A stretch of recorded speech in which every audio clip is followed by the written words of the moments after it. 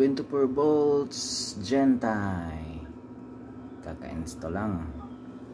At muling nabuhay ang ating 3 kilowatt inverter. So, yan. Yan po. Sa mga nagtatanong is RNA 40 amperes, Samdon 60 amperes, pareho lang to, naka parallel. Bale, dalawang charge controller pero isang set ng battery. Ayan, ito lang yung battery ko. So dito naman is, yan po is backup lang ng ating 12 volts. So dito nakalagay yung mga importante na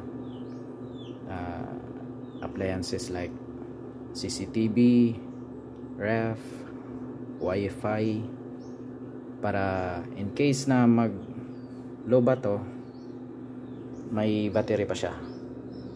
In case may brand out, pwede ko ilipat-lipat to. Commercial dito 3 kilowatt at sa gitna, so no connection siya sa gitna. Ayan, ito po yung magsusuporta sa kanya.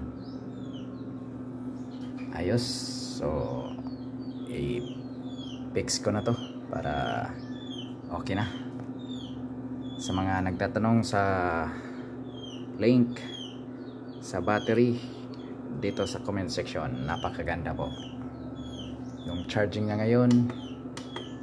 Ayan, maliit lang, hindi masyadong maaraw. Ayan, manipis yung araw. Dito naman 8 amperes lang din, mababa pa rin. So ayan, 60 amperes siya. Thank you.